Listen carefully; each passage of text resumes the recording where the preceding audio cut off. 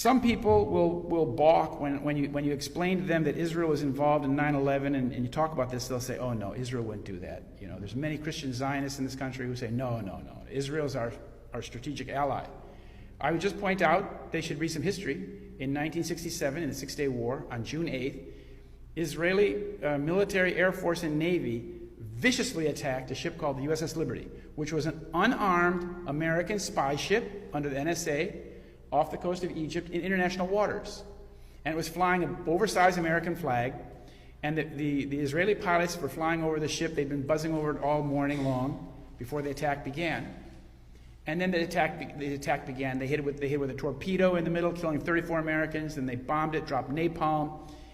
And there was recently, or a couple years ago, the transcripts came out between the pilots and ground control. And the pilots' ground control in Tel Aviv said, "Identify the plane, identify the ship." And the planes called back and said, it's American, it's American. And then the command came from Tel Aviv, "Sink the ship, no survivors." So they intended to put this ship on the bottom of the ocean, but it was one of those old World War II Liberty hull ships, which have good compartments underneath, and it didn't go down. The torpedo went right in the middle of the ship and killed all of the guys down below with the headphones on that were interpreting what the signal's intelligence. Killed all of them, but the ship didn't sink. But when the Americans tried to put life rafts into the water, the Israeli gunboats were machine gunning the life rafts. They had no intention. They intended the ship to go down the bottom, and had it gone to the bottom, it would have been blamed on Egypt. And this would have brought us very close to a nuclear war, but that's another story. This was Lyndon Johnson was in the White House, and he was very, very pro-Israel. And so twice, American planes were launched from aircraft carriers off the coast of Greece to rescue the ship. And twice, McNamara and Johnson called the planes back. He said, I will not embarrass an ally." So 171 Americans were brutally wounded on the ship and 34 killed. And that little piece of history is not generally well known in America because it's not taught.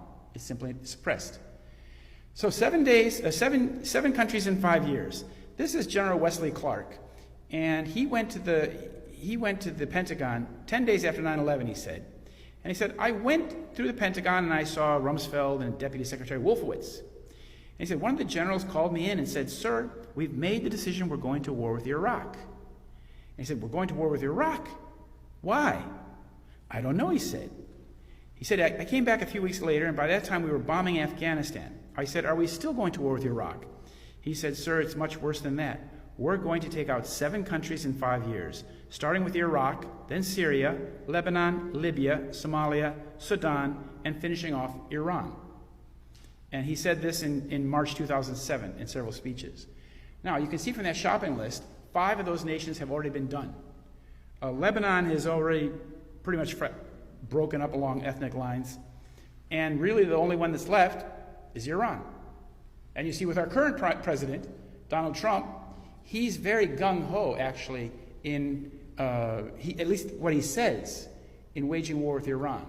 Now, waging war with Iran would be disastrous for us and for the whole region, so I hope he doesn't do that. I hope he has enough sense to avoid that kind of thing.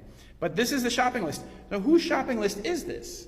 What American interest is it? Wesley Clark was confused. What American interest is it in overthrowing these 7 Middle Eastern countries? Well, it's an Israeli plan, and it's called the Yinon Plan, named after the guy who wrote it, Oded Yinon. Oded Yinon published this in an Israeli magazine called Kivunim in 1982 in February. And Kivunim is the journal for Judaism and Zionism. It's published in Jerusalem by the World Zionist Organization. That's the very top of the Zionist enterprise. Like I said, that's the state of Israel. Zionism is the ideology upon which Israel is based. And the Yinon Plan, according to the man who translated, Israel Shahak, a professor of chemistry, he said it represents the accurate and detailed plan of the present Zionist regime, the Likud, for the Middle East, which is based on the division of the whole area into small states and the dissolution of all existing Arab states. So what it means is something called Balkanization. You break up a country, a big country, and you reduce it to ethnic components, like what we've done in Yugoslavia. Yugoslavia was a large socialist state, in southeastern Europe, and now today it's, I think, 7 little statelets. Iraq is de facto 3 states today.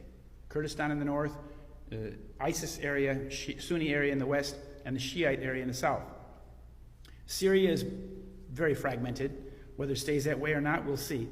Tripoli, Libya has been fractured into 2 or 3 pieces. Sudan is now de facto or de jure 2 countries, South Sudan and Sudan. Somalia is chaos. Yemen is chaos. The whole Middle East is chaotic. We don't see it that much because our media is more interested in manipulating our point of view than informing us of what's happening. But a day doesn't go by that some terrible atrocity doesn't happen in one of those countries. So this is the Yinon plan. And thanks to Israel Shahak, a personal friend of mine, in 1982 he translated this document into English so that we would understand what the Zionist policy or plan was for the region. So after 9/11, the Israeli connection, of course, became more pronounced. And here you have at the White House, you have at the Pentagon, you have something called the Defense Policy Board. And the Defense Policy Board is a bunch of civilians, basically at that time neocons, Jewish neocons, who made policy for the Pentagon. And the head guy was Deputy Defense Minister Secretary Wolfowitz at the head of the table here. And across the table, smiling with the mustache, that's Rabbi Dov Zakheim. And he was the comptroller at the Pentagon. You might recall he was the man who said the day before, he was the comptroller of the funds. The day before 9/11, Rumsfeld told the public that there's missing $2.3 trillion, unaccountable, in the defense budget. That was on September 10th, 2001. He announced that. And sitting next to the Israeli man there, the Israeli man is the guy with the red beret. He's the Shaul Mofaz, an Iranian Jewish guy. And he was chief of staff. He's Israeli chief of staff. And here he is sharing notes, explaining to his Zionist colleagues at the Defense Department what they should do. And the man with something in his eye, that's Douglas Feith. Douglas Feith, his father was in the Irgun. He's an American, but his dad was in the Irgun. And because his father was an Israeli, he is also then an Israeli as well.